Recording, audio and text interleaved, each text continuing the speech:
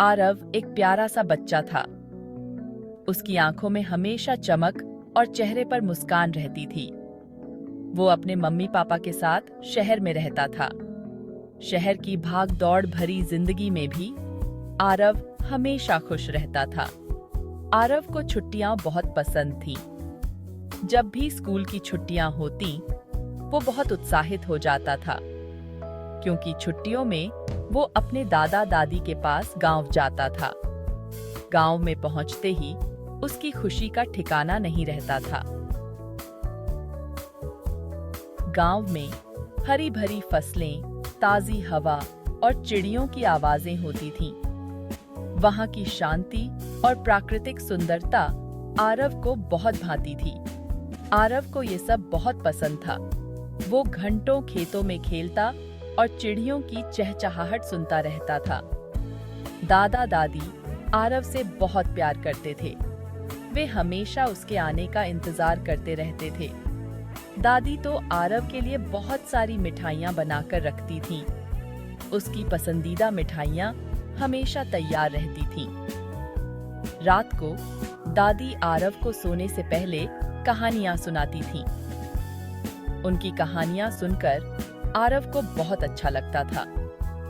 आरव दादी की कहानियों में खो जाता था। वो कहानियों की दुनिया में खोकर सपनों में चला जाता था, जहां उसे नए नए रोमांचक अनुभव होते थे। दादी की कहानियां बहुत ही मजेदार होती थीं। कभी राजा रानी की कहानी, तो कभी जानवरों की कहानी। आरव दादी की कहानियों को बड़े ध्यान से सुनता था। दादी की आवाज में एक अलग ही जादू था। एक दिन आरव ने दादी से पूछा, दादी, आपकी कहानियां इतनी अच्छी क्यों होती हैं? दादी हंसी और बोली, बेटा, ये कहानियां तो बहुत पुरानी हैं। ये कहानियां हमें हमारे बुजुर्गों से मिली हैं। आरव की नानी बहुत ही मेहनती थी।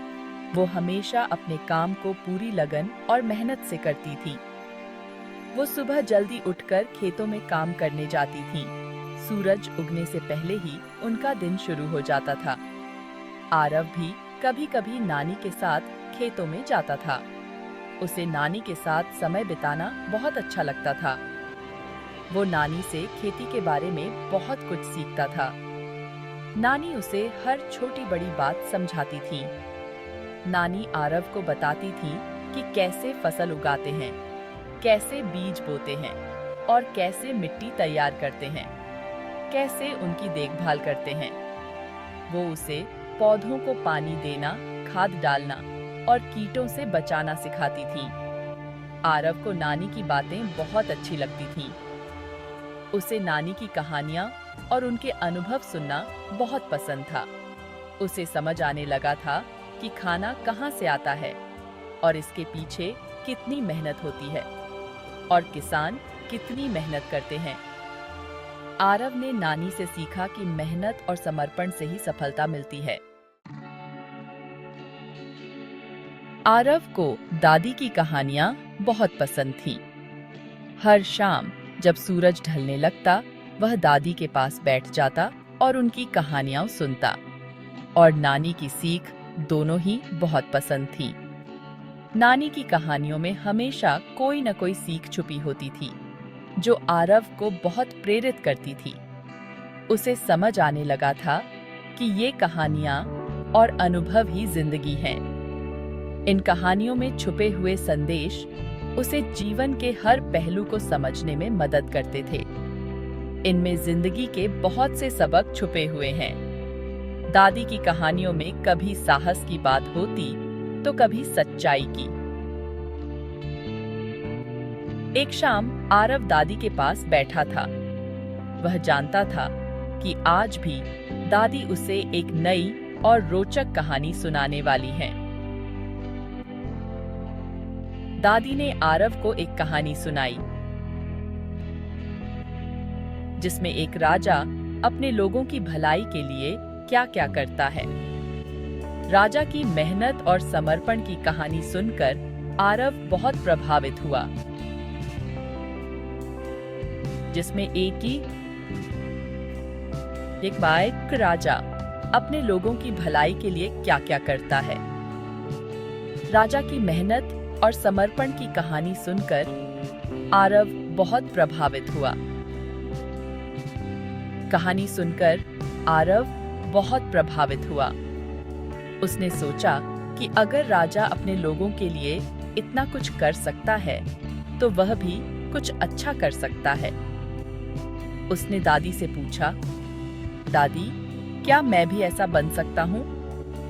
दादी ने मुस्कुराते हुए कहा, बिल्कुल बेटा, अगर तुम मेहनत और ईमानदारी से काम करोगे, तो तुम भी एक अच्छे इंसान बन सकते हो। दादी ने प्यार से आरव के सिर पर हाथ फेरा और बोली, बेटा, तुम जो चाहो बन सकते हो, बस तुम्हें अच्छे इरादे और मेहनत करने की जरूरत है। दादी की बात आरव के दिल में उतर गई। अब समझ गया था कि दादी की कहानियां सिर्फ कहानियां नहीं होती, बल्कि जिंदगी जीने का तरीका सिखाती हैं। ये कहानियां हमें अच्छा इंसान बनना सिखाती हैं। जब आरव वापस शहर लौटा, तो वो बदल चुका था। वो अब पहले से ज्यादा समझदार हो गया था।